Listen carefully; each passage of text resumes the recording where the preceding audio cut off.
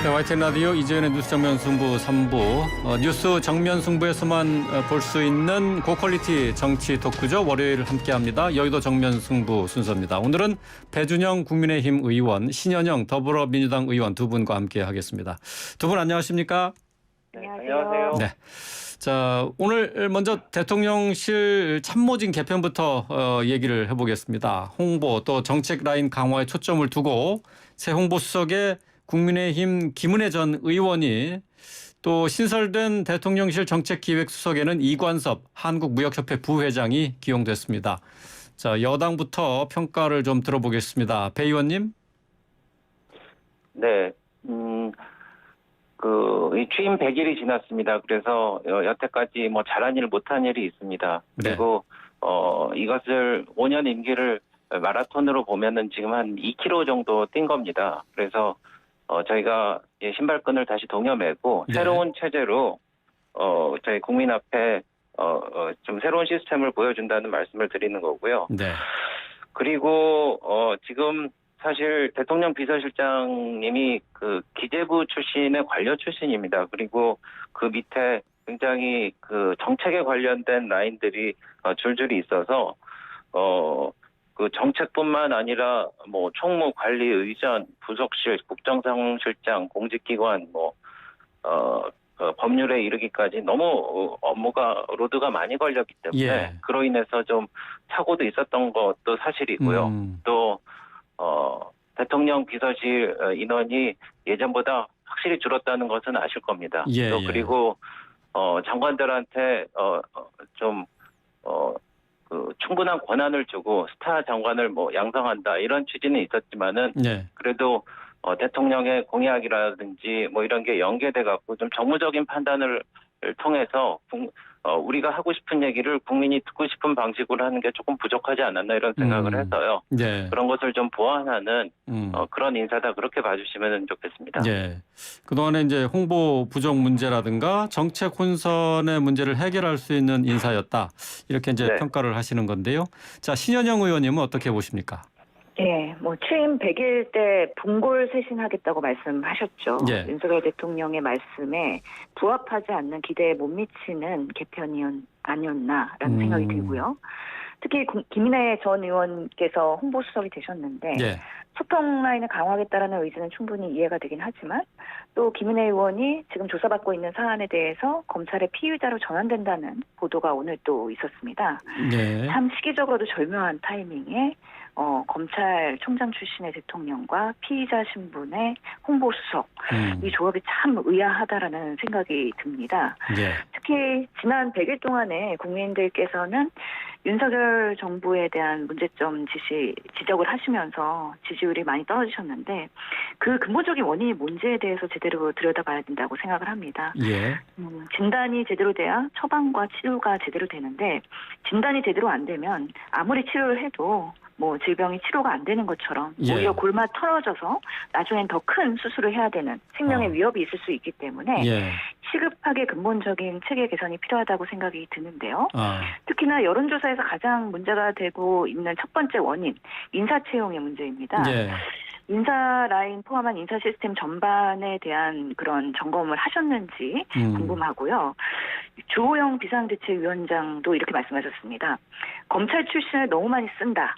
아는 사람 위주로 쓴다는 비판 돌아봤으면 좋겠다라고 충원을 하셨는데 이런 부분에 있어서의 윤석열 정부의 인사 검증 기준과 인사 채용의 논란에 대해서는 앞으로 계속해서 극복을 해야 되는 부분인데 그런 면에서 이번에 그런 추가 기용에 대해서는 좀 아쉬운 부분이 있었다라고 말씀드리겠습니다.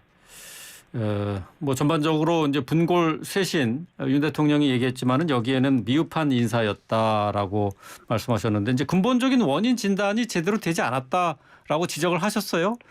근본적인 원인 진단을 하신다면 신 의원님은 어디에 문제가 있다고 보시는 겁니까? 첫 번째 아까 말씀드린 것처럼 인사 채용의 논란에 대해서 어떻게 극복하실 건지 예를 들어서 지금 공석으로 여전히 남아있는 그런 교육부 장관이나 보건복지부 장관에 대한 선임을 서두르셔야 될 텐데 지금 뭐 하마평 나오고 있는 나경원 전 의원 등 이렇게 보도되는 부분을 보면은 주변에 적인 인재풀이 별로 없으신 것 같다는 생각이 듭니다. 예. 조금 더 그 지인 채용이나 검사 출신이나 아니면 법조인 말고 더 넓은 등용을 하기 위한 그런 인재 채용을 하셔야 되지 않을까. 그리고 조금 더 포용하고 통합의 전치를 보여주셔야 되지 않을까. 그런 면에서는 저는 뭐 보건복지부 장관이나 이런 분들도 사실은 뭐 지인이나 근처에서 찾지 말고 오히려 야당이 추천하는 정경청장 같은 좀 국민의 존경을 받을 수 있는 그런 분들로서 통합의 메시지를 주시는 게 좋지 않을까라는 생각이 들고요. 더더욱이 지금 뭐 여러 가지 민생 경제가 어려운 상황에서는 정책적으로 국민의 민생을 어떻게 챙길 거냐에 대한 메시지와 그 실력과 능력을 발휘하셔야 되는 시점이라고 봅니다. 그래서 소통만 강화하고 홍보로 포장만 잘하는 게 아니라 실질적인 윤석열 정부의 능력을 발휘하셔야 된다. 이걸 어떻게 개선할 것이냐에 대한 그런 진단과 처방이 나와야 되지 않을까 싶습니다. 그 인사풀이 좁다, 인사채용 문제에 관련돼 있는 부분을 지적해 주셨고 민생 해결을 통해서 정부의 능력을 보여줘야 된다. 배준영 의원님, 뭐 이런 지적에 대해서 어떻게 생각하시는지요? 네, 글쎄, 근데 피의자 말씀하시니까 근데 사실은 우리 이 사회가 너무 이제 경찰 조사를 받고 있다라는 거에 대해서 단정적으로 이제 범죄인이라고 말씀을 하시는 거는 굉장히 좀 위험하다고 생각을 하고요. 그렇게 따지면은 지금 이재명 이제 의원님이 대표가 되실 텐데 그 대장동 사건 관련해서 6가지 제가 볼 땐 좀 중대한 범죄 혐의로 조사를 받으실 텐데 그런 분이 당대표가 되는 거에 대한 그 정당성을 먼저 좀 설명을 하시는 게 낫겠다.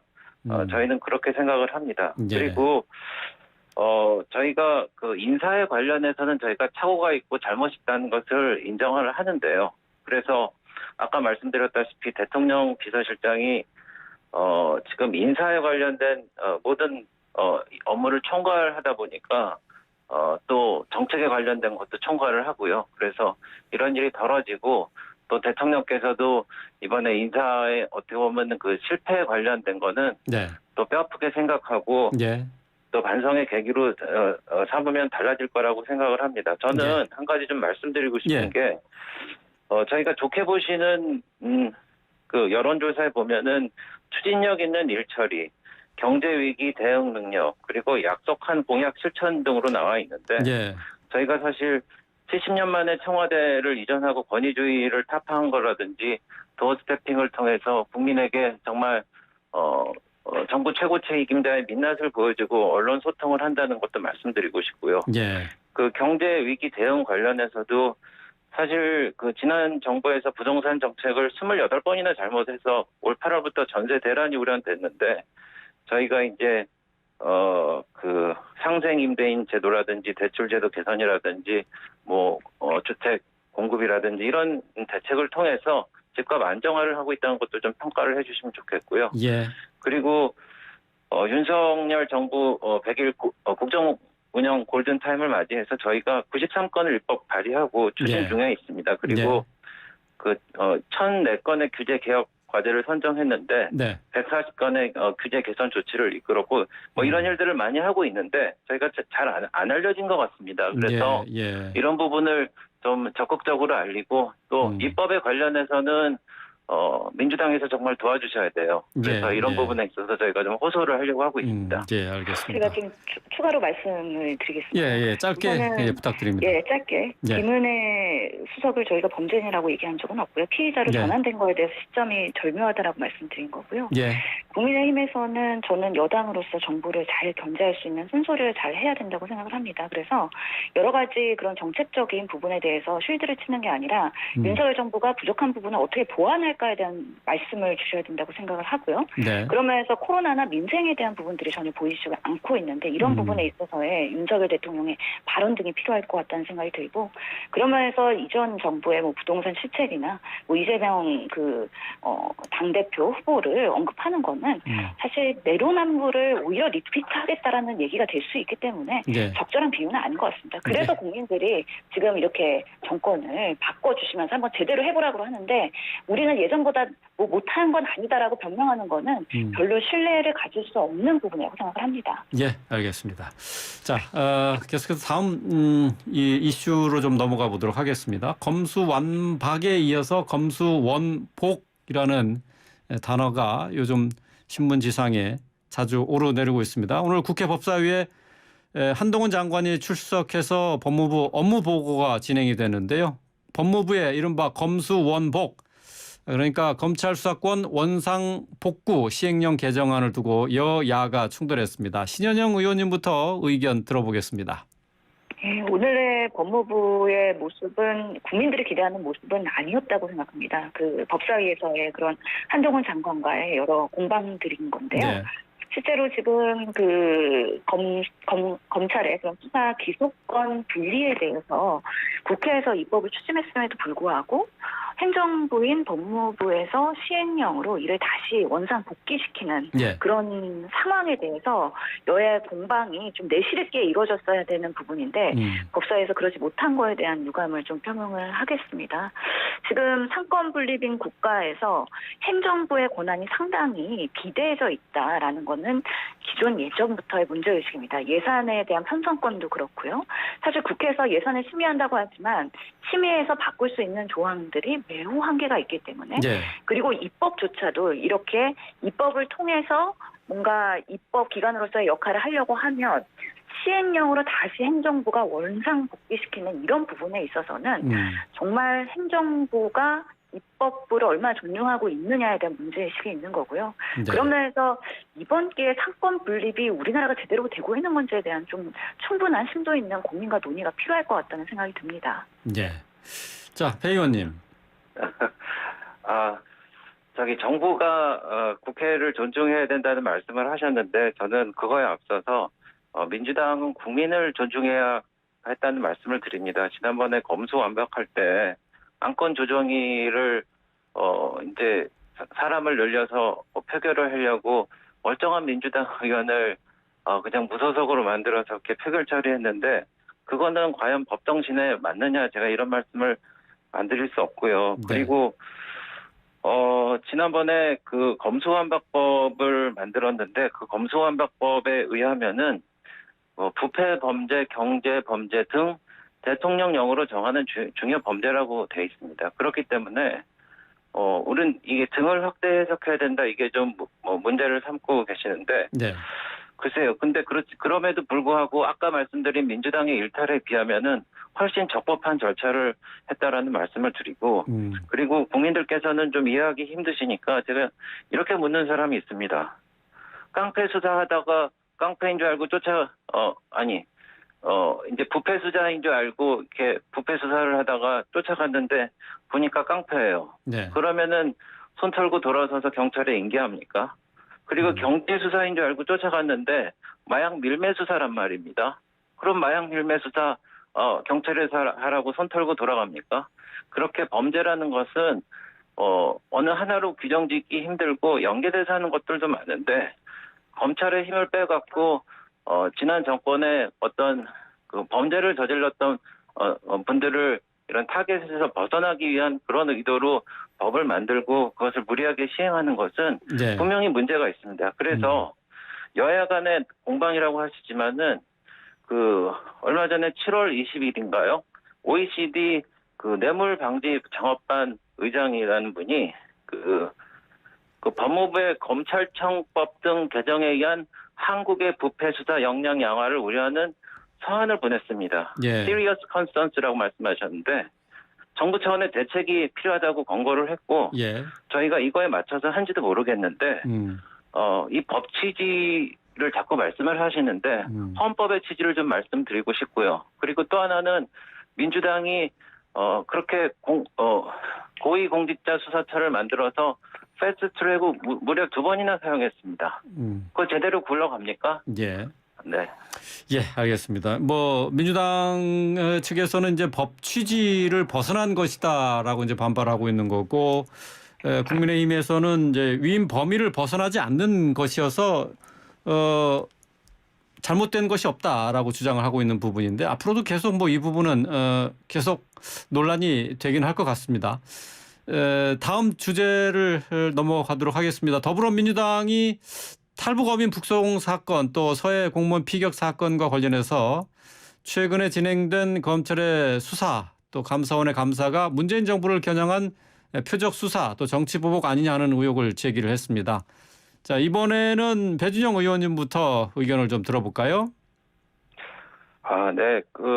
탈북민 북송 사건하고 서해 공무원 피격 사건은 정말 가슴 아픈 일들입니다. 특히 그 귀순 의사를 밝힌 탈북민을 눈을 가리고 손을 묶어서 강제로 보내고 끌려가는 그 사진 보셨을 겁니다. 그래서 나중에 북한군에 의해서 총살 당했다는 얘기도 있는데 한두 달 동안 조사를 해야 되는데 5일 만에 추방을 해버렸고요. 그리고 청와대에서 독단적으로 처리했음을 보여주는 게 국간부시 1차장이 JSA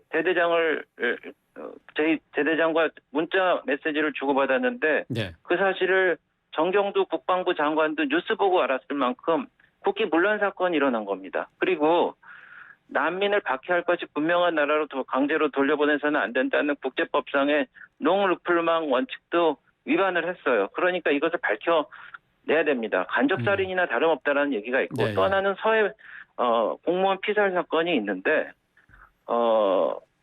제가 연평도가 지역구입니다. 그래서 어촌계장님을 국회로 초청해서 국민국정감사도 하고 실제로 제가 현장에 갔는데 네. 물살이 세서 도저히 헤엄쳐서 갈 수 없어요. 제가 쾌속정을 타고 NLL 인근까지 20분이나 걸렸는데 거기를 어떻게 일부러 월북합니까? 그래서 지금 제가 내로남불 말씀 안 드리고 싶었는데 내가 하면은 적폐청산이고 남이 하면 정치 보복이라는 이런 거 맞지 않습니다. 지난번 그 문재인 정부에서는 국정과제 1호가 적폐청산이라고 그래갖고 먼지털이식으로 해서 1000명을 소환해서 200명을 구속했어요. 그리고 문재인 정권은 적폐청산은 임기 내내 계속해야 될 일이라고 했는데 물론 저희가 적폐청산 한다는 건 아닙니다. 그렇지만은 적어도 국민적인 공분을 사고 정의를 바로 세우고 그런 최소한의 일들은 명명백백하게 국민 앞에 사실을 밝히고 단죄할 일은 또 단죄해야 된다. 네. 그런 최소한의 사법적인 정의에 대해서 말씀드리는 겁니다. 표적 수사나 정치 보복 이런 것과는 관련이 없다라는 말씀이시죠? 네, 그렇습니다. 예, 자 신현영 의원님. 네, 지금 윤석열 정부 지난 100일간 어떤 일이 있었나 복기를 해보면 결국에는 이런 탈북 어민 북송 사건, 그 서해 공무원 피격 사건, 뭔가 북공에 관련된 여러 가지 이슈를 공론화하고 국민 공분을 일으키기 위한 노력을 정부의 차원에서 참 열심히 했어요. 그리고 검찰 그리고 경찰에 대한 권력 장악을 위해서 여러 가지 뭐 경찰국 신설 등 그리고 검찰 출신의 여러 등용 등 여러 가지 노력을 했던 100일이었습니다. 윤석열 정부의 100일은 그런 권력 장악을 위해서 상당히 노력을 했다. 그것이 우리가 복귀했을 때 남는 정말 주요 정책이거든요. 그러면서 국민들이 윤석열 정부 뽑은 거 후회한다. 그래서 지지하지 않는다. 그리고 그 보수층마저도 윤석열 정부에 대한 지지를 후회하고 계시는 겁니다. 네. 이게 윤석열 정부 검찰총장 출신이고 검찰 위주의 이런 인선을 하셨는데요. 네. 계속해서 검찰, 경찰 권력 장악하면서 기획수사, 정치 보복수사, 압수수색 하면서 계속 권력 장악하시는 모습을 보이면 결국에는 우리가 MB2라는 비판을 할 수밖에 없고요. 국민들은 이러려고 내가 윤석열을 뽑은 건 아닌데 민생 경제로서의 실력을 보여달라고 한번 기회를 준 건데 라고 후회하십니다. 이 부분에 있어서의 통렬한 반성과 근본적인 개선이 없으면 윤석열 정부의 지지율 더 떨어질 겁니다. 이런 부분에 있어서 상당히 우려가 되는 겁니다. 예. 여야가 치열하게 맞붙는 이슈들이었는데요. 이 문제는 조금 다를 것 같아요. 두 분께 30초씩만 얘기를 좀 들어보겠습니다. 문 전 대통령의 양산 사저 경호가 강화가 됐습니다. 오늘부터 문 전 대통령 사저의 경호 구역이 울타리로부터 최대 300m로 확장이 됐습니다. 먼저 야당의 평가부터 듣겠습니다. 신 의원님. 네, 저희는 야당으로서 윤석열 정부를 견제하면서 또 잘하는 거는 과감하게 칭찬하고 네. 또 고맙다, 감사의 표시를 할 겁니다. 그래서 어제 논평에서도 윤석열 대통령 그리고 김진표 의장님께 감사한다는 말씀을 드렸습니다. 그 윤석열 대통령의 결단으로 인해서 평산 그 마을의 사람들이 그리고 문재인 대통령도 많이 이런 사적인 침해나 아니면 건강권의 침해를 받았었는데 그런 네. 면에서의 충분한 오늘 안정감을 찾으신 게 아닌가 해서 긍정적으로 바라보고 있습니다. 자, 배 의원님. 네. 김진표 의장 건의를 수용하셨는데요. 네. 그 국회 협치, 야당 그리고 국민 통합에 기반한 행보로 뭐 적절합니다. 그래서 앞으로 여야 중심 협의체라든지 개헌 논의뿐만 아니라 선거법과 이 정답법도 같이 논의할 필요가 있다 이렇게 해서 네. 전향적으로 말씀을 나눈 걸로 알고 있는데요. 네. 야당에서도 정부 정책에 뭐 무조건 반대한다기보다는 같이 손을 잡고 예. 미래로 같이 갔으면 좋겠습니다. 예, 알겠습니다. 앞으로도 계속 이런 얘기를 좀 많이 했으면 좋겠네요. 오늘 말씀 잘 들었습니다. 고맙습니다. 네, 감사합니다. 감사합니다. 네, 배준영 국민의힘 의원, 신현영 더불어민주당 의원과 함께했습니다.